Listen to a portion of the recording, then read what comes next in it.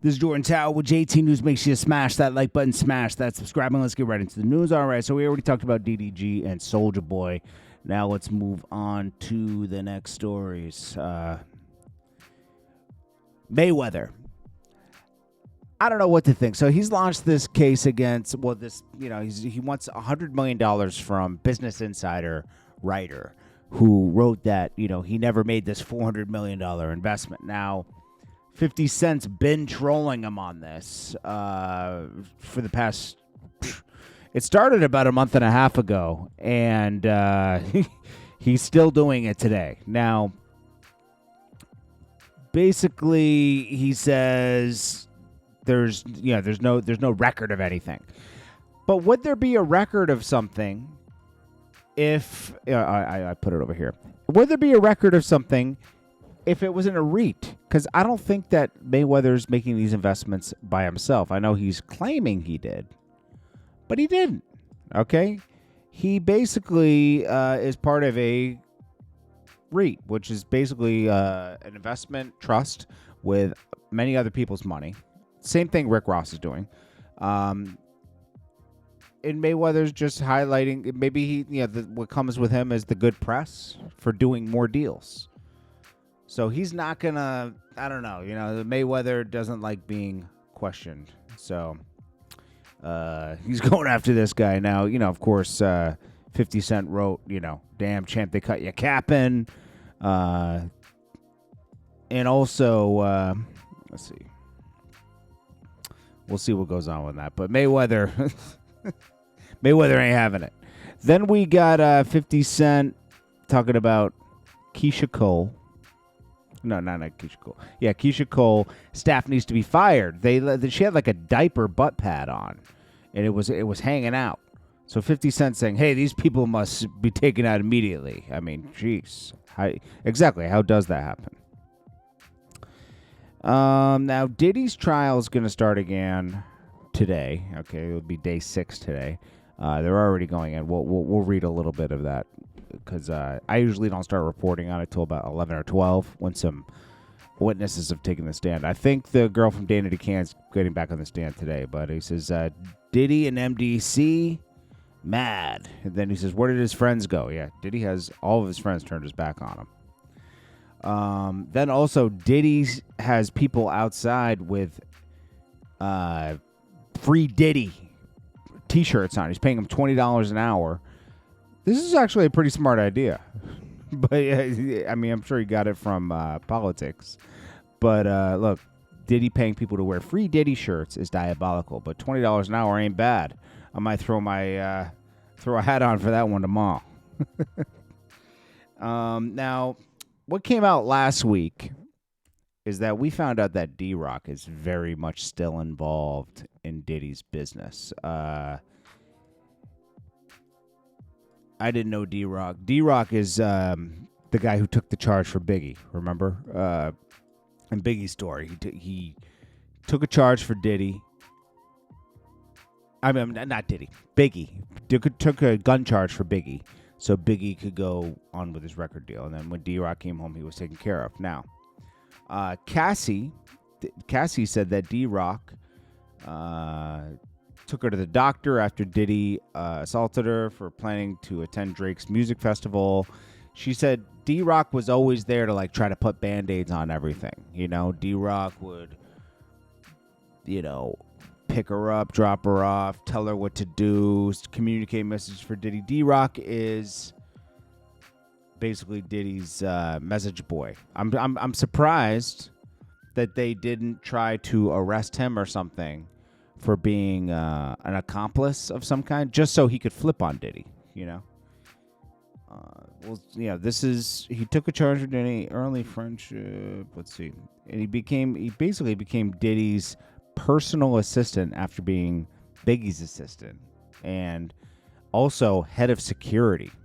Gene Deal kind of exposed a little bit about him. He said after he left, D-Roc became part of everything. And D-Roc he said D-Roc set Biggie up by making him go to that party that night that, he got shot at.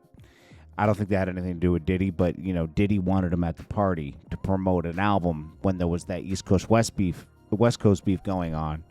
Wasn't too safe, but Diddy didn't care about safety. He cared about sales.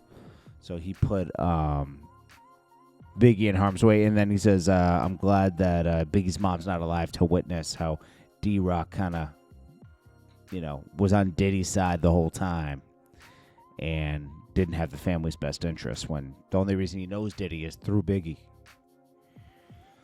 But this trial will continue. It's just starting. It already started to go back today. Then we got just some quick little news.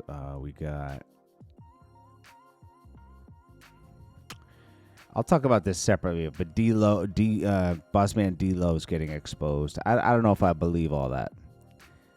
Vic Mensa is trying to find out different ways to sell his album. Vic Mensa, things didn't work out because he came off as trying to be like a tough guy on academics for Chicago stuff. Vic Mensa just, I don't know. He tried to play both sides. The drill side, he didn't make drill rap, but he tried to play the tough drill guy side and be a lyrical miracle rapper. He should have just came out as a lyrical miracle rapper from Chicago, and I think he would have had a better career. He was signed to Jay-Z. So this is a Jay-Z Rock Nation flop. Flizzy. I don't particularly care for him that much. NLE Choppa's baby mom's now on baddies. She's exposing him, saying he's just bad energy. She had to get away from it. They're not making any amends. She said it's like it is what it is. DJ Khaled's using Vybz Kartel as much as possible. Vybz Kartel just sold out a Florida show. Of course, DJ Khaled was there with his big fake chompers, looking like a recovering someone in recovery that just got rehabilitated. Khaled is desperate because Drake turned his. Drake was like, I ain't messing with Khaled right now. He didn't have my back during the Kendrick thing. It's obvious. Drake's aware of everybody using him at this point. So he's done with that.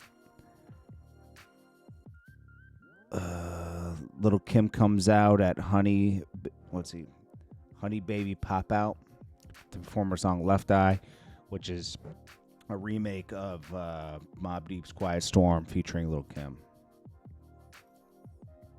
So that's cool. And we got Digital Nas talking about how Kanye's new song is the new They Don't Care About Us by Michael Jackson. Stop it. Please. Spare us. I think that's about it.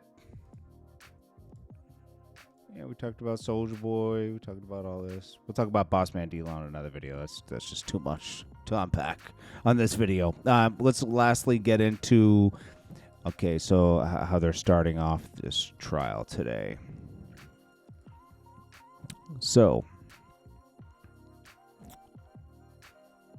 Don Richards. So the judge is ruling on the scope of Don Richards' testimony. Then Carrie Morgan. Carrie Morgan's the woman that was abused by Diddy with a coat hanger. Cassie's friend.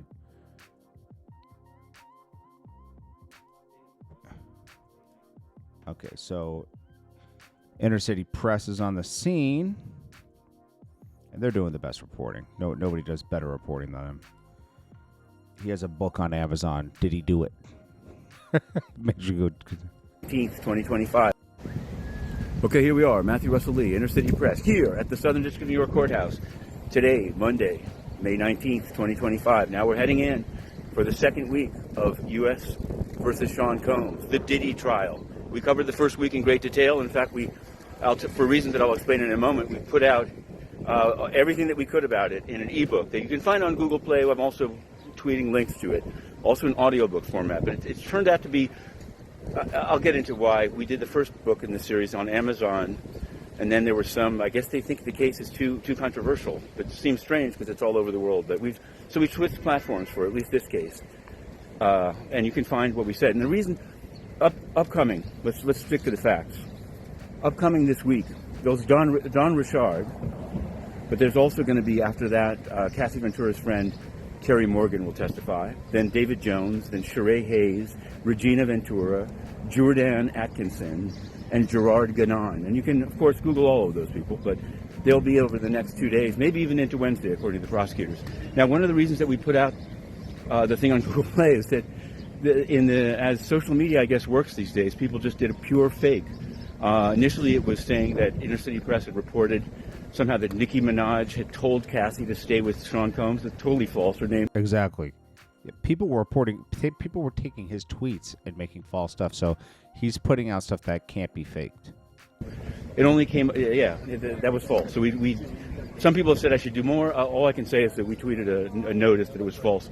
I became aware this morning that someone had reported that what they called UN-supported Inner City Press claimed that there was a Prince audio. No, there was not audio by somebody called, was Sujit, who's not Prince, and who Cassie Ventura was saying, I'll kill you if you don't give me the video of the freak-off back. So that was false. So for that reason, we've decided to put it all in one place. If it's not in the ebook on Google Play, we're not reporting that it happened. Let's put it that way. So he has like an ongoing ebook. I'm gonna go get that. We're heading in. It should be. I'm about to get to the courthouse. I see already the media throngs, but there are, of course, other cases. Believe it or not. All right. So that's that. So that's starting right now. So we'll be up to date on that. Anyways, that's it for right now. I'll be back in about probably an hour. Appreciate you all. Peace.